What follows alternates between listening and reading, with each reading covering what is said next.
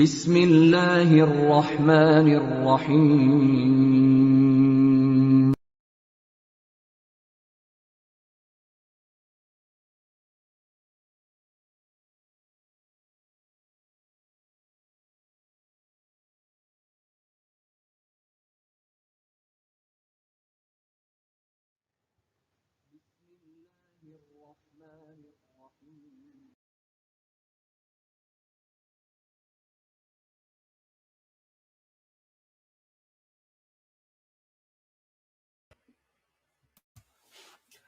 अस्सलाम वालेकुम। आज बुध का दिन है और 4 अगस्त 2021 की तारीख। This is Wednesday, the 4th of August 2021. I apologize. I started doing the last broadcast. And in our series, Reflections on the Holy Quran, this is broadcast number 242. And for the last few days, we've been looking at the meaning of chapter 2, verse 90. This is Al-Baqarah. And we will continue with that today. Just to remind you that the Lahore Ahmadiyya community was created by Hazrat Mirza Ghulam Ahmad. And his teaching was that although generally people say a prophet will come after the Holy Prophet Muhammad, because the Quran says that the Holy Prophet is Khatmun Nabiyyin and La Nabi Abadi is a hadith. That means that no prophet can now come, an old prophet or a new prophet.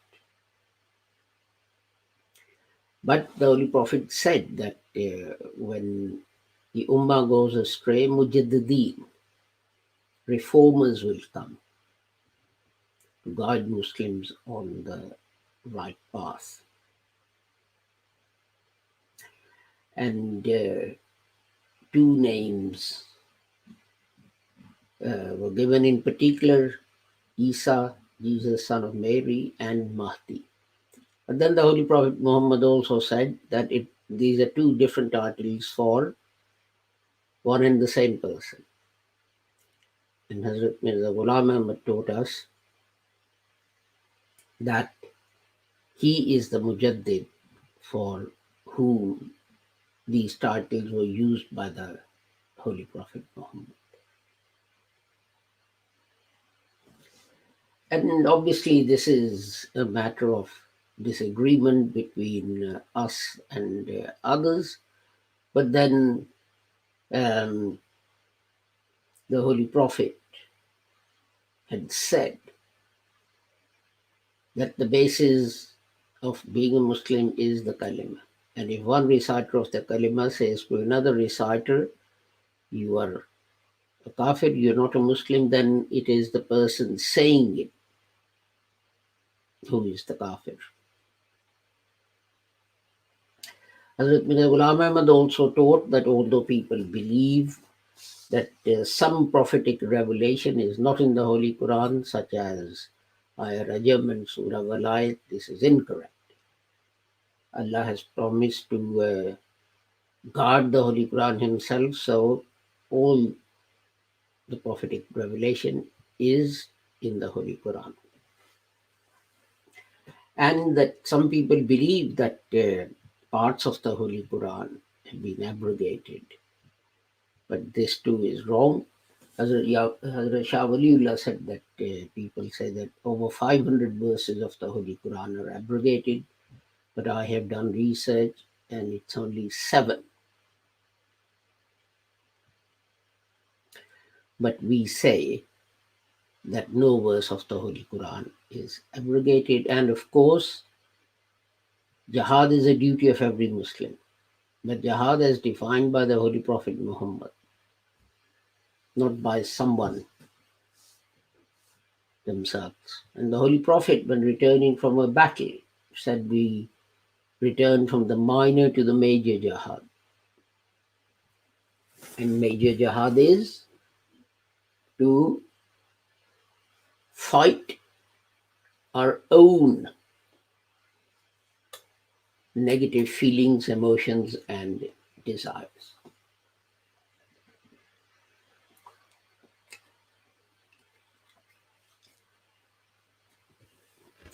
So, with that, let's go to the topic for today. أعوذ بالله من الشيطان الرجيم بسم الله الرحمن الرحيم بئس ما اشتروا به أنفسهم أن يكفروا بما أنزل الله بغيا أن ينزل الله من فضله على من يشاء من عباده فباءوا بغضب على غضب وللكافرين عذاب مهين. Evil is that for which they sell their souls.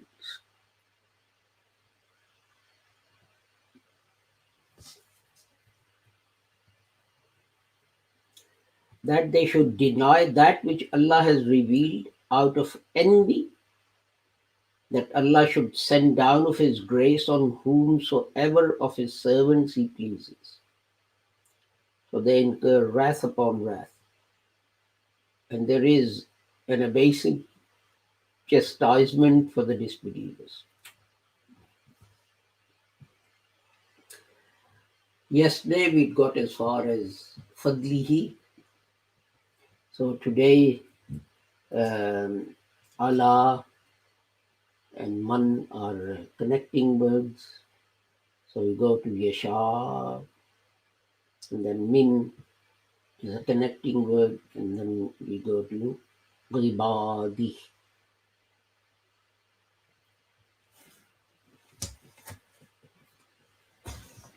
So with that, let's have a look.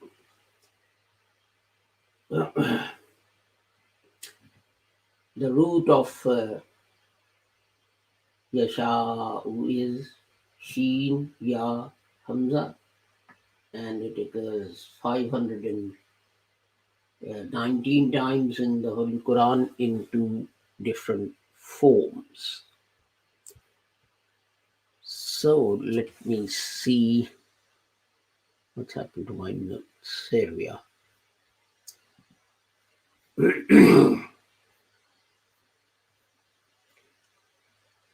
So 283 times it occurs as Shay,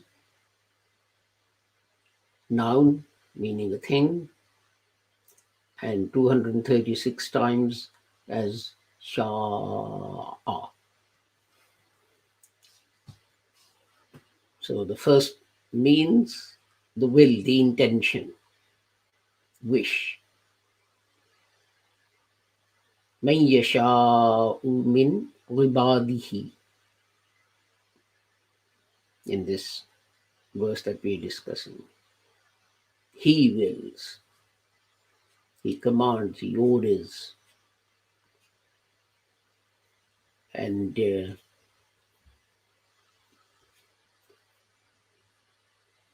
trouble with doing this search is that it brings keeps all the words together. Of course, that's useful, but not here. And then shay'in, that means something. Chapter 2, verse 20, shay'in adirun, something. And then Shay'an, anything. Shay'in, thing. Shay'an, anything. And so on. So,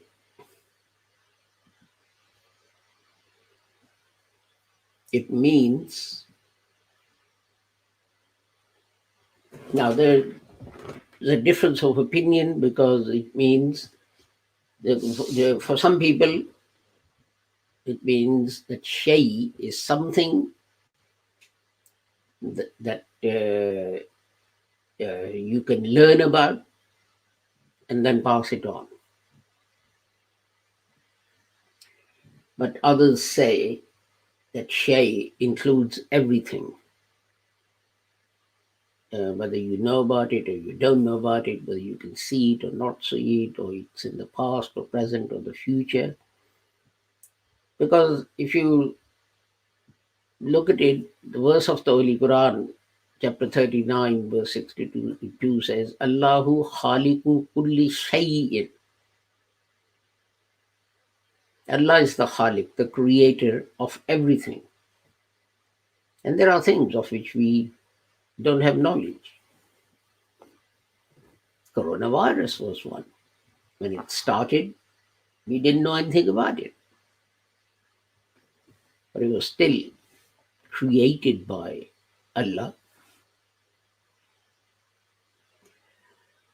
And so Shay also means, sorry, that was Shay. Al-Mushiyatu means intention, command, order, etc.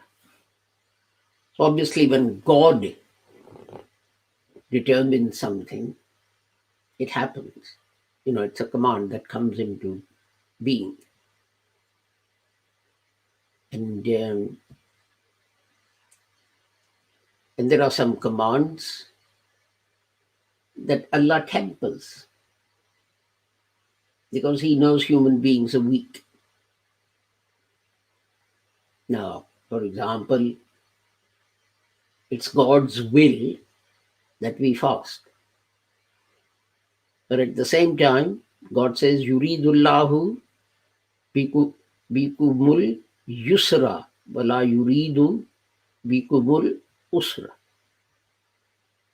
God wants ease for you. He doesn't want to create difficulties. So although God's will command is that you fast, but in certain cases, like if you're traveling or if you're sick or whatever, He's created exemptions.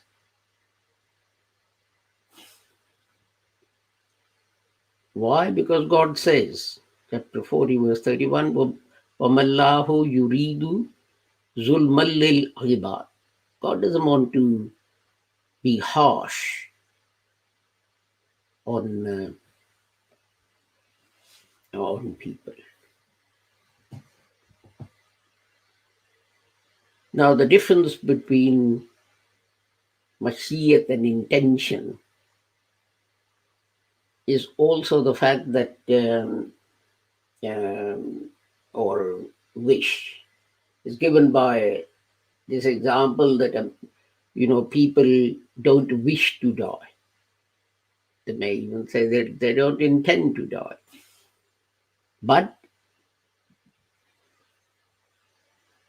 God's command, mashiyat, means that they do die. It causes them to die. So it's not just intention, it is having the power behind it to do something. So,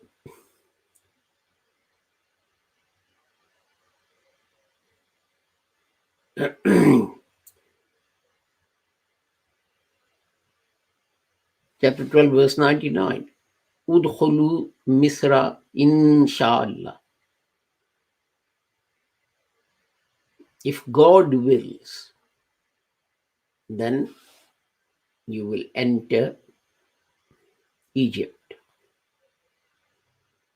And the often recited part of the of a verse, وَلَا تَقُولُ وَلَا تَقُولَنَّ لِشَيْءٍ إِنِّي فَاعِلٌ ذَلِكَ غَدًا إِلَّا أَن يَشَاءَ اللَّهُ. Don't, without saying inshallah, without saying if Allah wills, do not say I will do this tomorrow or next week or whenever. So, in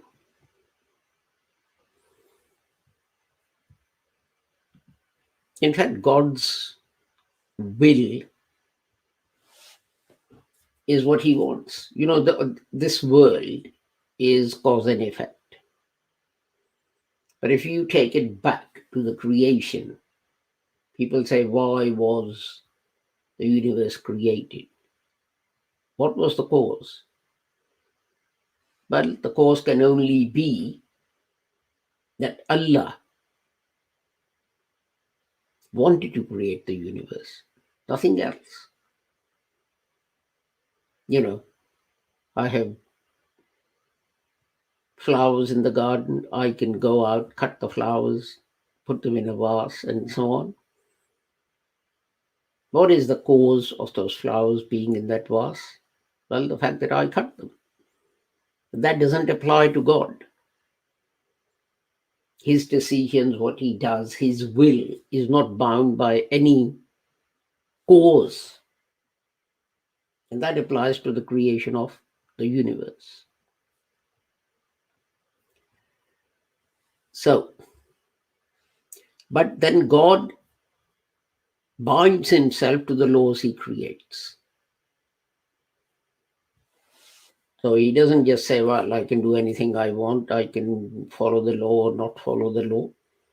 This is why we say that Jesus can't have gone up to heaven. This is why we say he can't come back. This is why we say that it's not possible for him not to have a father, because God says, I'm bound by my own laws. His power is limitless. It's like, to give you the example, the Queen of England doesn't have to pay tax, but she voluntarily does.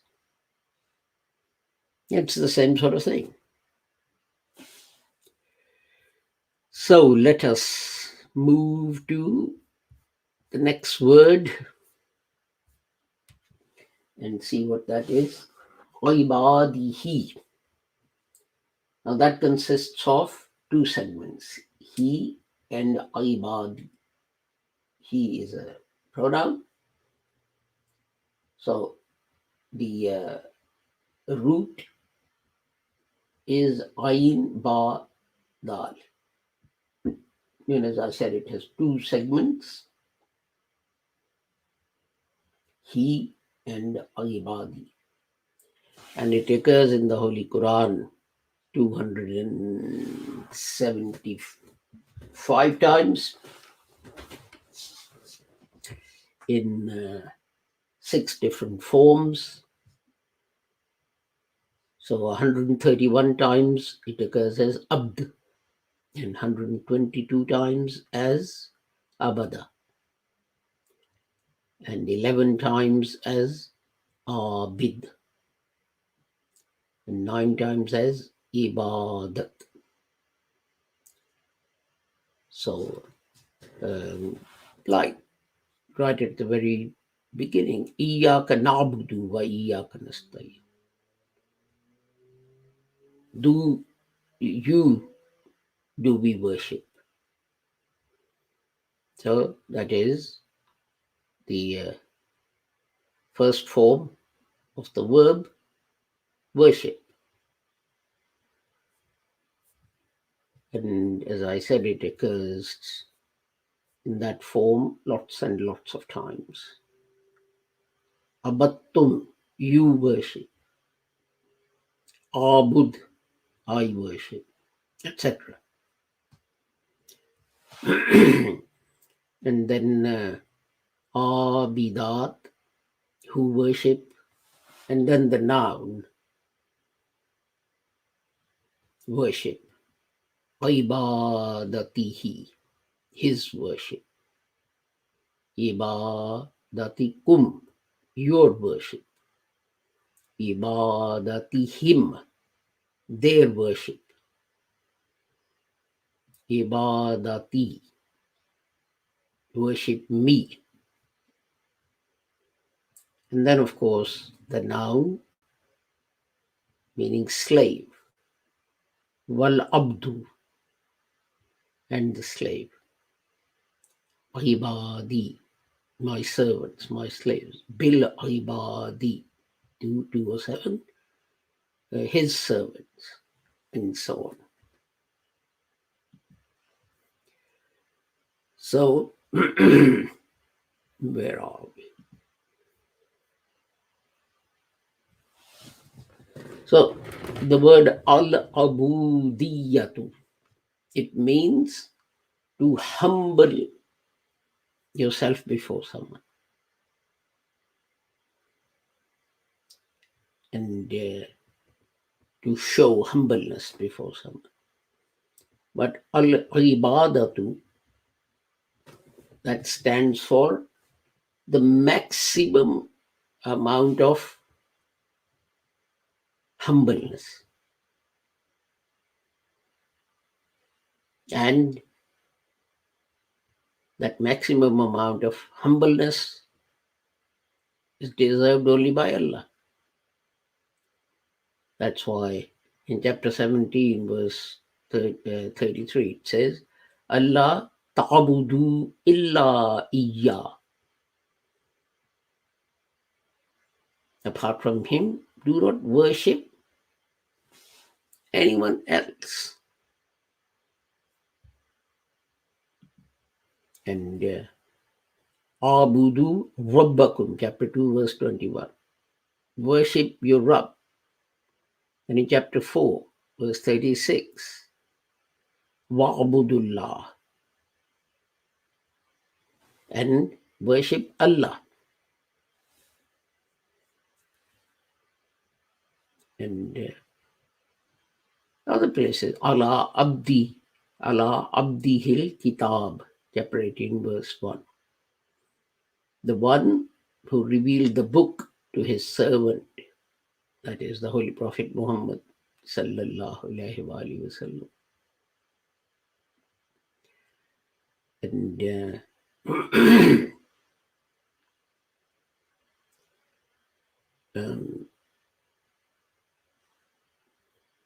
Nazalul Furqan ala Abdi, chapter 25, verse 1.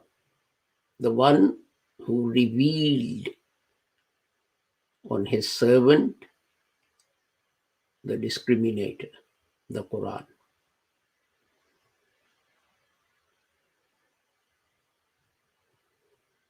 And so on. So another way to look at this is that the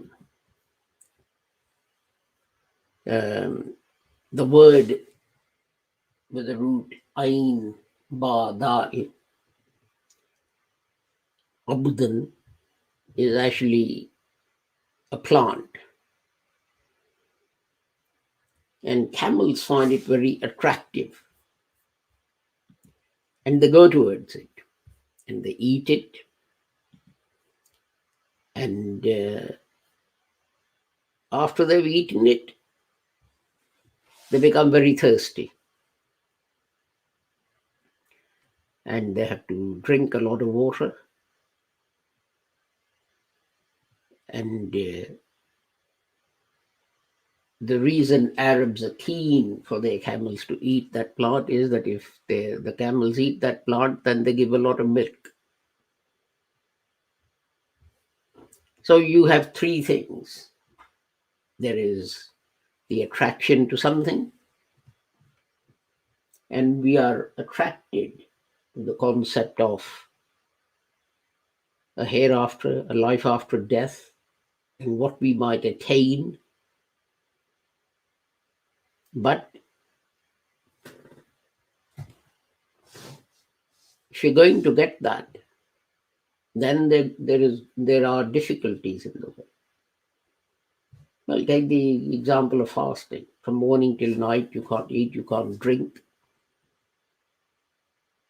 But at the same time, you have to carry on with your daily duties.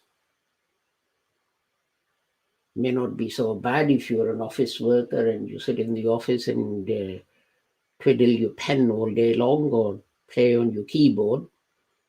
But what if you are a laborer digging trenches or foundations to build homes, or you're a bricklayer or anything?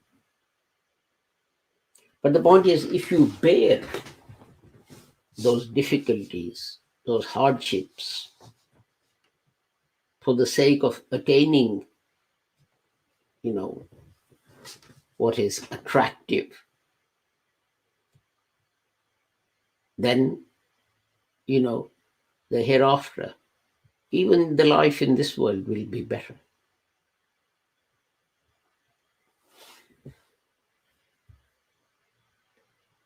And but God then says in Al-Baqarah that despite that, God does not burden people with more that they can bear. In chapter 2, verse 286, I think.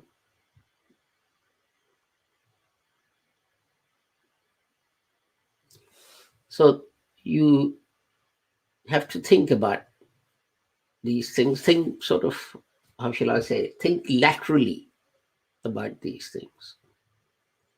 But there's another lesson in that for us, and that is that we can't attain anything unless we're prepared to go through hardship and work for it.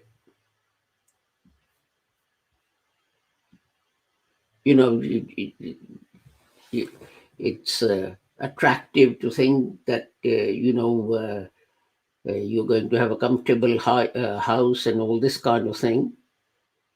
It's good. But if you stayed in bed, never went out to work, and just played computer games all day, or just slept all day and watched television, will you get that comfortable house? Will you be able to get that comfortable house? No. So this word also tells us that if we want to attain anything, then we have to put ourselves through hardship, through difficulties. And Hazrat Mirza Ghulam Ahmad Sahib explained this in another way. He says you have iron which is very brittle, but then you put it in the fire and you heat it and you burn it, and you take the impurities out of it by heating and burning and so on, and you end up with steel, which is not brittle, which is very difficult to break. And it's the same with the sacrifices and worships and duties and rituals that we are asked to observe.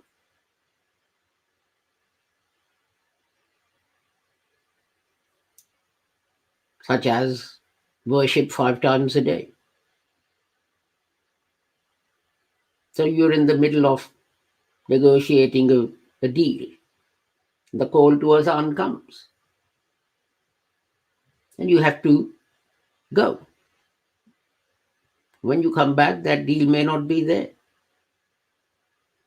But that hardship of losing that deal strengthens you. In what way? Strengthens you so that you're not simply motivated by money. so that you won't do anything and everything just to get some more money. And of course, that is a step towards attaining to the hereafter, attaining to the paradise, heavens, and so on. So our time is up. Well, the time for broadcast is up anyway. And I take my leave of you with a prayer that whoever you are and wherever you may be, may Allah keep the whole of humanity safe and sound and under His protection. Assalamu alaikum, Khuda Hafiz, and goodbye.